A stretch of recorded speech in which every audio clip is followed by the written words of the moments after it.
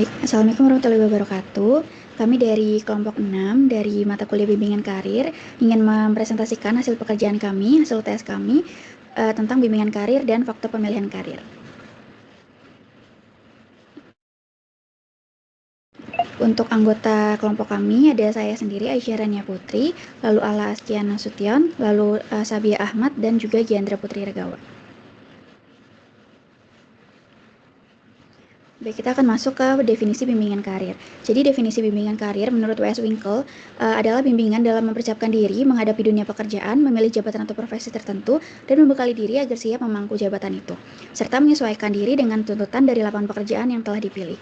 Menurut Nata Wijaya, bimbingan konseling karir adalah suatu proses membantu seseorang untuk mengerti dan menerima gambaran tentang dirinya dan gambaran tentang dunia kerja di luar dirinya, mempertemukan gambaran diri tersebut dengan dunia kerja itu, sehingga pada akhirnya dapat memilih bidang pekerjaan, memasukinya dan membina karir dalam bidang tersebut.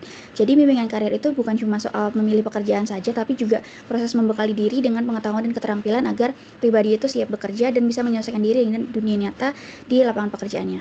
Boleh di next. Untuk tujuan dari bimbingan karir ada 3. Yang pertama itu memahami dan menilai diri. Jadi bimbingan karir itu bertujuan untuk membantu individu dalam memahami dan menilai potensi dirinya secara realistis, seperti menilai kemampuan dirinya dia, minat pribadinya, nilai-nilai pribadi, dan juga bakat serta kepribadiannya. Dan pemahaman diri yang baik itu akan sangat berpengaruh terhadap keberhasilan dan juga kenyamanan dalam memilih serta menjalani karir tersebut. Yang kedua, membentuk pola-pola karir. Jadi dalam bimbingan karir itu individu akan dibantu untuk merencanakan kehidupan karir secara rasional, menentukan arah dan tujuan karir sesuai minat, kemampuan, serta latar belakang sosial dan ekonomi. Dan dengan perencanaan yang matang ini, individu akan dapat memperoleh peran kerja yang tepat dan juga memuaskan. Yang ketiga, menemukan dan mengatasi hambatan. Jadi bimbingan karir itu juga membantu individu dalam mengenali hambatan dalam proses pengembangan karirnya, baik yang bersifat internal yaitu dari dirinya sendiri ataupun eksternal yaitu dari lingkungan-lingkungannya. Lalu bimbingan karir juga akan membantu untuk mengembangkan strategi untuk mengatasi hambatan-hambatan tadi. Dengan demikian individu akan terus maju dan berkembang dalam perjalanan karirnya. Boleh di next. Untuk prinsip bimbingan karir ada 6. Yang pertama, proses berkelanjutan. Jadi bimbingan karir ini merupakan proses yang berlangsung terus-menerus sepanjang hidup seseorang dan bukan cuma peristiwa yang berdiri sendiri atau terpisah-pisah. Jadi artinya bimbingan karir itu nggak cukup dilakukan sekali saja. Jadi seiring berkembangnya usia, pengalaman, dan juga perubahan dunia kerja, seseorang itu bisa aja mengubah tujuan atau pilihan karirnya dia. Maka dari itu bimbingan karir tersebut harus mengikuti proses kehidupan individu secara berkelanjutan. Yang kedua itu untuk semua individu. Jadi bimbingan karir ini diperuntukkan bagi semua individu. Namun dalam praktiknya biasanya layanan ini tuh diprioritaskan bagi mereka yang sangat memerlukannya. Jadi artinya bimbingan karir ini nggak cuma untuk siswa atau orang yang sedang kebingungan dalam menentukan jurusan, tapi juga untuk siapa saja. Tapi dalam pelaksanaannya biasanya yang lebih diutamakan ya mereka yang benar-benar membutuhkan arahan gitu. Misalnya yang merasa bingung, yang merasa memiliki keterbatasan, atau yang berada dalam masa transisi penting seperti siswa gitu. Untuk yang ketiga, bantuan untuk proses berkembang. Jadi, bimbingan karir ini harus mempertimbangkan ciri-ciri perkembangan individu dalam setiap tahap usia, sehingga layanan yang diberikan itu juga dapat sesuai dengan kebutuhan perkembangan tersebut. Misalnya, anak usia sekolah menengah pertama pasti kan memiliki kebutuhan dan cara berpikir yang berbeda dengan mahasiswa atau orang dewasa yang sudah bekerja gitu. Maka pendekatan bimbingan karirnya juga harus disesuaikan dengan tahap perkembangannya dia gitu. Yang keempat, ada individu yang menentukan pilihan. Jadi setiap individu itu berhak untuk menentukan pilihan karirnya sendiri. Tapi biasanya keputusan tersebut itu harus diambil secara sadar dan disertai tanggung jawab atas segala konsekuensinya. Dan bimbingan karir ini sifatnya tidak memaksakan pilihan, tapi juga sifatnya itu lebih ke membimbing individu supaya memilih dengan bijak. Misalnya pilihan karirnya itu akan diambil dengan pemahaman yang matang dan juga disertai kesiapan gitu dalam menjalani serta menanggung segala resiko yang akan dia pilih nanti. Yang kelima, dimulai dari pengetahuan tentang diri. Jadi langkah awal dalam bimbingan karir itu adalah memahami diri sendiri, terutama memahami bakat, minat, terus juga nilai-nilai, kebutuhan, dan juga prestasi belajarnya. Dan karir yang tepat ini biasanya diraih jika seseorang itu sudah benar-benar mengenal dirinya. Dengan tahu apa yang dia sukai, apa yang bisa dia lakukan, dan apa yang penting bagi dirinya, maka individu itu dapat memilih jalur karir yang paling sesuai. Yang terakhir, membantu dalam memahami dunia kerja.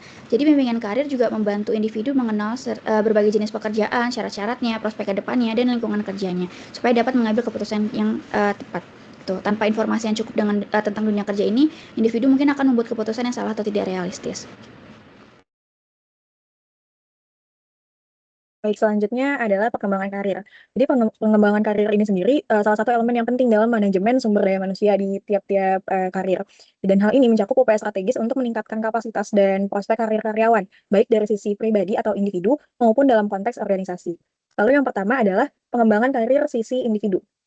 Pengembangan karir secara individual ini menekankan pada peran aktif karyawan dalam mengelola dan juga meningkatkan karir dari diri mereka sendiri.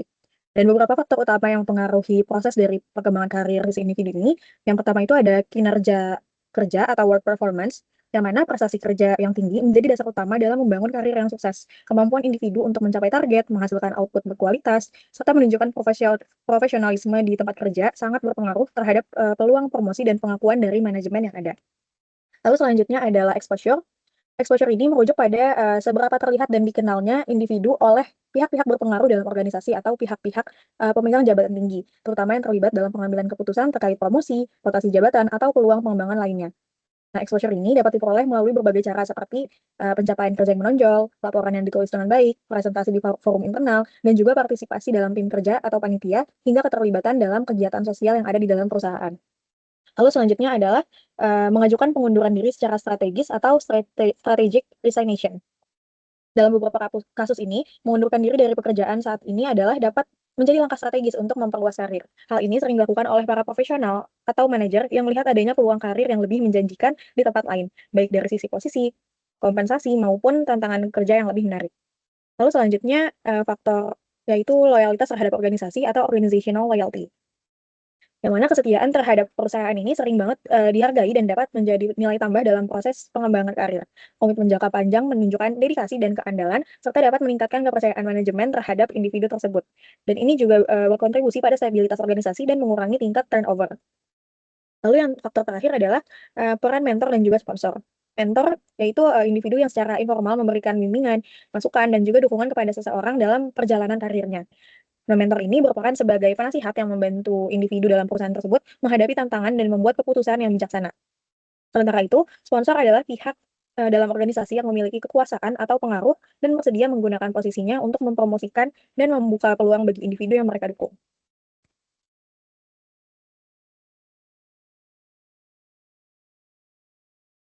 Lalu yang kedua adalah pengembangan karir dari perspektif organisasi. Organisasi ini memiliki tanggung jawab dalam menciptakan lingkungan yang kondusif bagi pertumbuhan tiap-tiap karyawannya. Pendekatan ini mencakup berbagai kebijakan dan program terstruktur, antara lain, yang pertama, program pengembangan karyawan atau employee development programs, yang mana perusahaan perlu merancang dan menerapkan program pengembangan yang komprehensif seperti pelatihan teknis, kursus pengembangan kepemimpinan, pelatihan soft skill, serta penugasan kerja yang memperkaya pengalaman.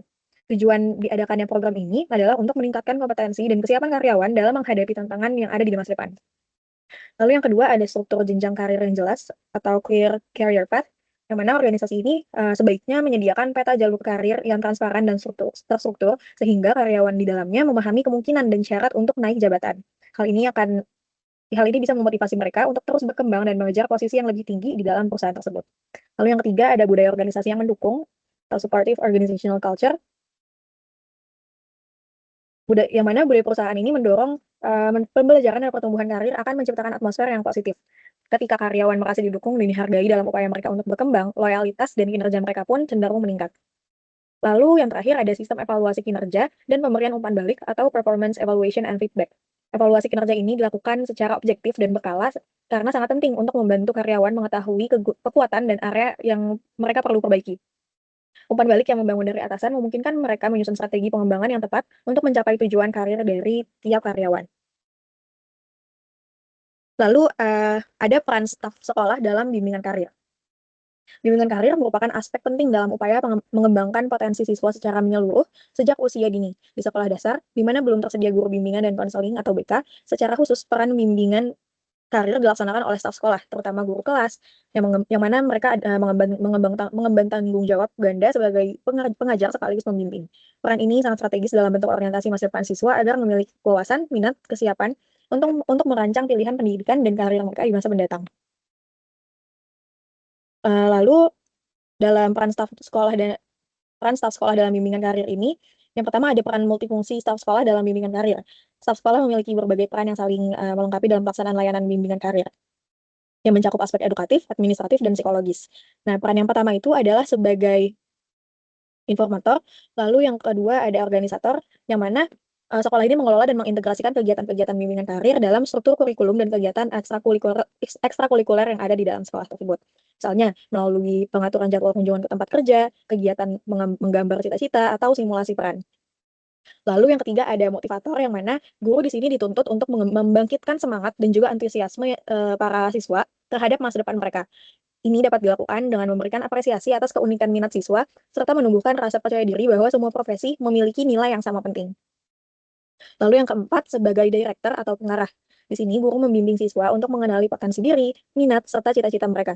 Arah ini penting untuk membangun pemahaman sejak dini bahwa pilihan karir perlu disesuaikan dengan kekuatan personal yang dimiliki masing-masing siswa. Lalu yang kelima ada inisiator, yang mana staf sekolah di sini menciptakan inovasi dalam pengenalan karir kepada siswa-siswanya. Mereka bisa merancang kegiatan tematik, proyek profesi, atau hari karir atau career day yang melibatkan seluruh siswa di dalamnya. Lalu ada sebagai transmitter, di sini guru menjadi agen penyampai nilai dan norma kerja yang baik. Lalu ada sebagai fasilitator, di sini staf sekolah menyediakan ruang dan sumber belajar bagi siswa untuk mengenal karir-karir, baik melalui bacaan, media digital, atau kegiatan pembelajaran tematik yang relevan. Lalu ada sebagai mediator di sini, guru menjembatani siswa dengan pihak luar seperti orang tua, komunitas, dan instansi lain yang dapat memberikan wawasan lebih terhadap siswa mengenai dunia kerja. Lalu yang terakhir ada sebagai evaluator.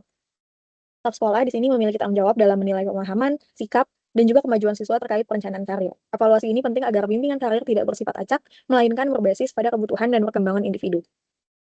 Nah, peran-peran yang tadi disebutkan, jika dijalankan dengan secara terintegrasi dan juga berkelanjutan, akan dinilai akan mampu menciptakan lingkungan sekolah yang mendukung eksplorasi dan juga perencanaan karir siswa sejak dini. Lalu ada integrasi bimbingan karir dalam kurikulum berbasis kompetensi. Dalam kurikulum berbasis kompetensi atau KBK, bimbingan karir tidak berdiri sendiri, tetapi menjadi bagian dari program bimbingan dan konseling yang lebih luas. Menurut Hadi pada tahun 2017, menyebutkan bahwa bimbingan karir berada dalam ranah layanan perencanaan individual yang bertujuan membantu siswa merancang masa depan mereka berdasarkan potensi diri dan pilihan yang tersedia. Nah, bimbingan karir di tingkat dasar mencakup kegiatan yang sederhana namun bermakna, seperti yang pertama, pengenalan profesi melalui cerita dan gambar, lalu ada diskusi tentang impian dan cita-cita, lalu penugasan menulis dan menggambar tentang pekerjaan yang saya sukai, lalu kunjungan edukatif ke tempat kerja orang tua atau institusi tertentu, dan yang terakhir, undangan narasumber dari berbagai bidang pekerjaan. Nah, kegiatan ini, dinilai bisa menjadi bagian dari layanan dasar bimbingan dan layanan perencanaan individual. Dan dalam layanan dasar, siswa dibantu untuk memahami tugas pengembangan mereka, termasuk mengenal dunia kerja secara umum. Dalam layanan perencanaan individual, siswa diarahkan untuk mulai memahami pentingnya merencanakan masa depan secara sistematis. Selain itu, guru juga terlibat dalam dukungan sistemnya, yaitu koordinasi dengan orang tua, dengan kolega, dan juga dengan masyarakat dalam membangun ekosistem pendidikan yang peduli pada orientasi karir anak. Nah, dengan demikian, integrasi bimbingan karir dalam KBK menjadikan kegiatan ini sebagai bagian dari pengembangan potensi diri siswa secara menyeluruh dan juga berbasis kompetensi. Peran staf sekolah menjadi sangat penting, karena mereka lah yang menjadi motor utama penggerak kegiatan bimbingan karir di sekolah dasar, terutama di lingkungan yang belum memiliki guru BK profesional.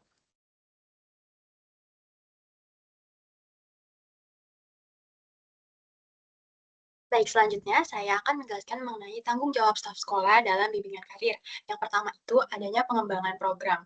Jadi di sini seperti yang sudah disebutkan sebelumnya, nantinya staf sekolah ini tuh bisa merancang dan juga melaksanakan atau mengimplementasikan program-program yang sesuai dengan kebutuhan siswa mengenai karir yang dibutuhkannya. Seperti yang tadi sebelumnya sudah dibilang, misalnya dapat berupa workshop, nantinya guru membentuk workshop mengenai karir, ataupun misalnya karir day di mana siswa-siswa itu menggunakan kostum sesuai banyak profesi dan menjelaskan mengenai profesi-profesi tersebut, ataupun program-program lainnya yang memang berhubungan dengan suatu karir untuk memberikan informasi tambahan kepada siswa mengenai karir yang memang ada di dunia kerja nyata.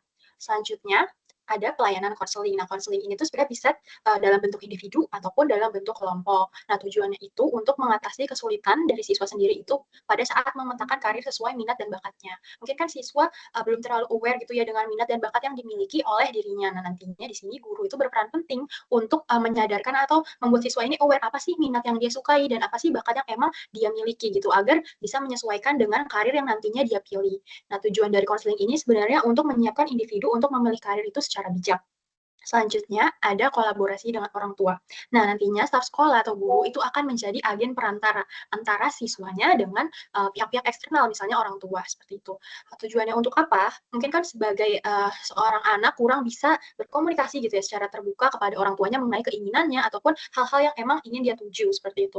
Nah, nantinya guru di sini dapat sebagai agen perantara untuk menjelaskan apa minat dan bakat anak tersebut kepada orang tuanya, agar orang tua ini bisa mendukung anaknya secara optimal. Nantinya orang tua ini dapat memfasilitasi anak-anaknya untuk mencapai suatu karir yang emang diinginkan oleh anak tersebut.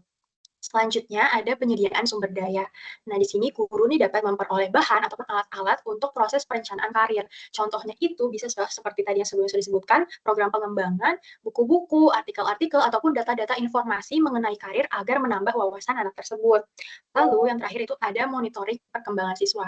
Nantinya setelah anak ini sudah memahami apa sih minat dan bakat yang dia miliki, ataupun sudah memahami banyaknya karir-karir yang emang tersedia di dunia nyata, dan sudah memetakan karirnya gitu secara jelas, nantinya guru akan memonitoring terus perkembangan siswa tersebut agar melihat apakah siswa ini sudah pada jalur tahap-tahap yang tepat untuk mencapai tujuan karirnya. Boleh di next? Selanjutnya, yang ini ada bimbingan karir dalam konteks dunia kerja. Mungkin yang sebelumnya dalam konteks dunia sekolah, yang ini dalam konteks dunia kerja. Kalau dalam dunia kerja sendiri, yang pertama itu adanya konseling karir. Mungkin masih sama, konseling di sini yaitu layanan tatap muka, di mana dua orang ini bertemu secara langsung dengan pembimbingnya gitu. Nah, layanan ini tuh digunakan untuk apa ya, untuk mengentaskan masalah-masalah yang memang dialami seseorang pada masalah karirnya seperti itu. Nah, tujuannya untuk selain itu untuk membantu juga seseorang ini ketika bingung dengan karir yang dimilikinya ataupun masih belum punya vision yang jelas dengan karirnya, dengan konseling ini tuh membantu karyawan ini tuh mampu memiliki vision yang lebih jelas dan juga mampu untuk mencapai hal-hal yang emang dibutuhkan pada karir yang dia inginkan gitu. Lalu selanjutnya ada career development program ataupun program pengembangan karir. Nah, di sini ini program ini akan dibentuk melalui analisis mengenai kemampuan yang emang dibutuhkan oleh seorang karyawan untuk dia dapat berkembang hingga naik jabatan di dalam suatu perusahaan. Nah, kan mungkin setiap karyawan itu kan tentunya akan menginginkan adanya kenaikan jabatan gitu ya, ataupun perkembangan dari karir yang dia lakukan. Nah, di sini tugasnya pembimbing itu adalah untuk membentuk program-program agar seseorang ini tuh bisa berkembang dalam secara kemampuannya gitu. Jadi dia ini skillnya semakin bertambah sesuai dengan perkembangan karir yang emang diinginkannya. Terus selanjutnya ada coaching mentoring. Coaching mentoring ini membantu karyawan ini untuk memperoleh wawasan, pengetahuan, pemahaman, dan cara-cara untuk melaksanakan sesuatu dalam menangani kondisi tertentu. Seperti itu. Boleh di next? Selanjutnya ada job rotation dan cross training. Untuk job rotation itu adalah perpindahan jabatan masih dalam satu garis lini. Sedangkan kalau misalnya cross training, sesuai namanya cross, ini tuh perpindahan jabatan berbeda dengan lininya seperti itu. Nah, keduanya ini tuh masuk dalam jenis bimbingan karir berupa layanan, penempatan, dan penyaluran. Nah, kenapa sih hal ini dilakukan, job rotation dan cross training? Nah, biasanya ini untuk menyesuaikan dengan kebutuhan dan kemampuan yang dimiliki oleh karyawan. Kan mungkin terkadang seorang karyawan itu jika bekerja secara monoton di job desk yang emang sudah ada, dia akan mungkin bisa merasa burn out ataupun kurang cocok dengan pekerjaannya kayak gitu. Nah, nantinya kalau misalnya ada karyawan yang merasa hal itu, bisa dibantu oleh pembimbing untuk melakukan job rotation atau cross training gitu untuk dapat memberikan pengalaman baru kepada karyawannya ataupun dapat memberikan kemampuan baru untuk semakin mengasah kemampuan dia sebelumnya gitu. Lalu ada succession planning. Succession planning itu adalah proses sistematis untuk mempersiapkan suatu karyawan yang memiliki potensi agar dia ini mampu mengisi posisi-posisi yang emang strategis di masa mendatang. Misalnya contohnya seorang staff gitu ya. Nah, staff ini tuh orang ini sangat unggul gitu dibandingkan staff-staff lainnya, dan staff ini tuh akan menjadi kandidat untuk dijadikan jabatannya ini naik jabatan ke manajer kayak gitu. Nah, untuk staff ini mampu naik ke jabatan manajer, artinya kan dia harus mempelajari apa aja sih yang dibutuhkan, kemampuan apa yang dibutuhkan untuk menjadi seorang manajer kayak gitu. Nah, nantinya di sini pembimbing itu akan berperan gitu dengan memberikan pelatihan ataupun memberikan coaching, mentoring, dan lain sebagainya untuk membantu karyawan ini nih mampu memiliki kemampuan yang emang diperlukan di jabatan baru di masa mendatangnya. Gitu. Jadi next. Baik, selanjutnya adalah apa aja sih faktor-faktor yang mempengaruhi dalam pengembangan karir gitu ya. Jadi yang pertama dalam konteksnya ini pada karyawan, yakni menurut Ansori 2015 dalam Fauzi 2022, faktor-faktor yang mempengaruhi pengembangan karir itu diantaranya yang pertama karena adanya keterkaitan karyawan dan instansi. Maksudnya di sini adalah adanya keselarasan sehingga tercipta hubungan timbal balik antara perusahaan dengan karyawan, sehingga hubungan tersebut menciptakan keterkaitan antara dua pihak tersebut. Lalu yang kedua yaitu kepribadian karyawan. Nah, karakter dari karyawan tersebut, misalkan karakternya terlalu sensitif. Nah, karakter tersebut bisa menyebabkan terhambatnya pengembangan karir dalam dirinya gitu. Lalu yang kedua, yang berikutnya, faktor eksternal, yaitu adanya gangguan dari pihak eksternal sehingga bisa menyebabkan karyawan itu kesulitan dalam memproses jenjang karir di masa depan. Jadi, karirnya ada kemungkinan bisa mengalami stagnansi gitu. Yang berikutnya adalah politik dalam perusahaan. Nah, adanya sistem monopoli antar internal perusahaan menjadikan seorang karyawan ini lebih sulit atau bisa juga menjadi lebih mudah untuk meningkatkan karirnya gitu. Berikutnya adalah sistem penghargaan atau trofi gitu ya. Jadi dengan memberikan reward atau penghargaan itu bisa menjadi salah satu motivasi yang mendorong karyawan untuk bisa menunjukkan kinerja terbaik. Sehingga apabila kinerja yang ditunjukkan baik, akan memiliki peluang yang lebih besar untuk karyawan tersebut menentukan karir yang lebih baik di masa depan. Selanjutnya yang terakhir yaitu kuantitas karyawan, di mana jumlah tenaga kerja yang ada dalam suatu perusahaan itu mempengaruhi pengelolaan manajemen karir dalam suatu perusahaan. Jadi semakin banyak karyawannya, maka perhatian terhadap karyawan-karyawan yang dimiliki itu maka semakin berkurang gitu. Dan begitu juga sebaliknya, apabila karyawannya sedikit, maka perhatian terhadap karyawan-karyawannya lebih besar. Jadi lebih terperhati dan pola karirnya itu juga akan lebih mendapat perhatian lebih seperti itu. Boleh tolong di next. Nah, yang kedua adalah faktor yang mempengaruhi pemilihan karir pada siswa gitu. Seperti yang sebelum-sebelumnya telah dijelaskan lebih detail oleh rekan-rekan saya, di sini ada faktor-faktornya yang mempengaruhi, yaitu ada faktor internal dan juga faktor eksternal. Nah, dari faktor internal sendiri, yakni dipengaruhi oleh jenis kelamin laki-laki atau perempuan, lalu dari kepribadian siswa itu sendiri, lalu dari minat dan bakat yang dimiliki oleh siswa gitu, ketertarikannya kepada bidang apa, lalu juga terkait dengan kemampuan intelijensi yang dimiliki. Lalu kalau dari faktor eksternal itu berasal dari keluarga ya, orang tua gitu, lalu dari guru, mungkin guru menceritakan pengalaman-pengalamannya, lalu siswa bisa menjadi ada ketertarikan, juga ada inspirasi memotivasi diri mereka gitu, lalu bisa juga dari teman-teman gitu, teman-teman cerita, lalu siswa ngerasa kayak, oh kayaknya menarik nih untuk menjadi chef misalkan. Terus dari media massa, mungkin kan sekarang juga media massa lagi berkembang banget gitu, jadi informasi yang diterima juga cepat dan banyak banget dan beragam gitu ya, jadi mungkin bisa juga menjadi salah satu faktor gitu.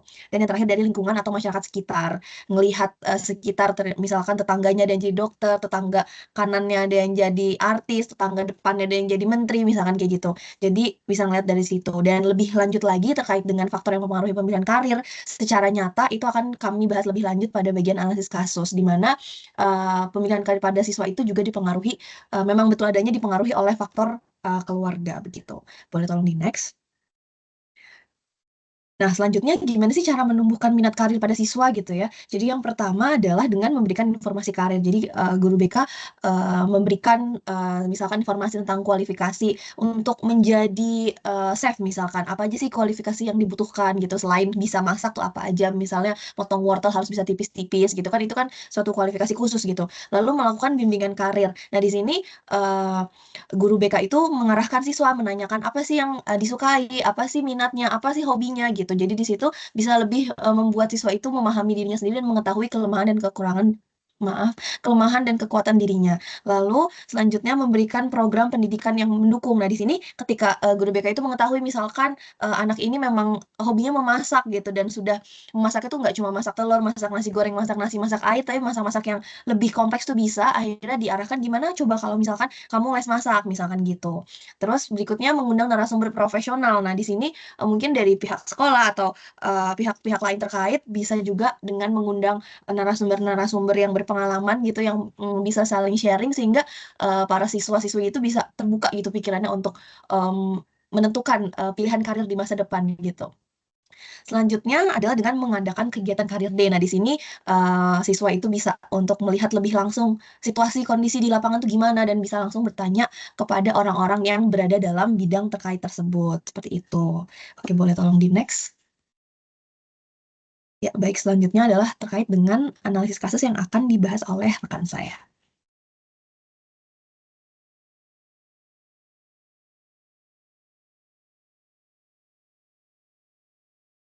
Baik, di sini kita menggunakan penelitian dengan judul Pengaruh Kondisi Ekonomi Keluarga Terhadap Perencanaan Karir Siswa oleh Hayanatul Fitari, Wedra Aprison, dan juga Fadila Yusri. Di sini menggunakan subjek berjumlah 49 orang, yaitu siswa kelas 12 SMA Negeri 1 Kecamatan Mungka dengan jumlah yang tadi 49 siswa.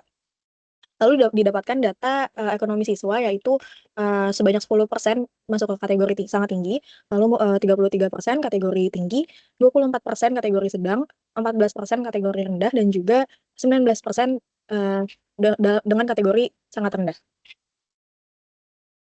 Baik, untuk selanjutnya, pada penelitian ini kan memang variabel independennya itu adalah kondisi ekonomi keluarga dan variabel dependennya itu adalah perencanaan karir siswa. Nah, untuk mengukur perencanaan karir siswa, pada penelitian ini itu digunakan alat ukur untuk melihat di mana mengetahui cara memilih siswa itu dapat mengetahui cara memilih program studi, siswa ini mempunyai motivasi untuk mencari informasi tentang karir, siswa ini dapat memilih pekerjaan sesuai bakat, minat, dan kemampuannya, dan juga siswa mampu memilih perguruan tinggi setelah lulus. Lalu untuk hasil dari penelitian ini yaitu kondisi ekonomi berpengaruh terhadap perencanaan karir siswa sebanyak 97,8%, yang artinya pengaruh ini sangat tinggi gitu, di mana 2,2% itu dipengaruhi oleh faktor lainnya. Dan kondisi ekonomi memiliki korelasi yang sangat kuat serta berhubungan secara positif dengan perencanaan karir siswa. Artinya, ketika kondisi ekonomi seseorang ini tinggi, maka perencanaan karir siswa ini semakin baik gitu karena berkorelasi secara positif. Dan sesuai dengan hasil juga dari penelitian ini dapat dilihat pada data ekonomi sebelumnya di mana siswa-siswa ini tuh sebanyak lebih dari 50% itu tuh sudah ada di tingkat di atas sedang gitu, yang artinya ekonominya sudah baik gitu ya pada SMAN 1 Kecamatan Mungka ini. Sehingga sesuai dengan hasil penelitian, perencanaan karir siswa pada SMAN 1 Kecamatan Mungka ini di kelas 12 juga sudah dalam kondisi yang baik. Seperti itu. Ready, next.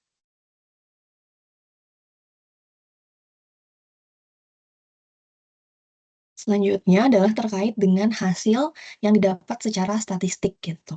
Untuk hasilnya secara statistik itu didapatkan bahwa terdapat pengaruh secara signifikan antara kondisi ekonomi keluarga terhadap perencanaan karir siswa seperti yang sebelumnya rekan saya telah jelaskan. Dengan nilai R hitung 0,978 dan R tabel 0,2816, yang mana R hitung lebih besar daripada R tabel, sehingga hasilnya berpengaruh secara signifikan antara kondisi ekonomi keluarga terhadap dengan perencanaan karir siswa.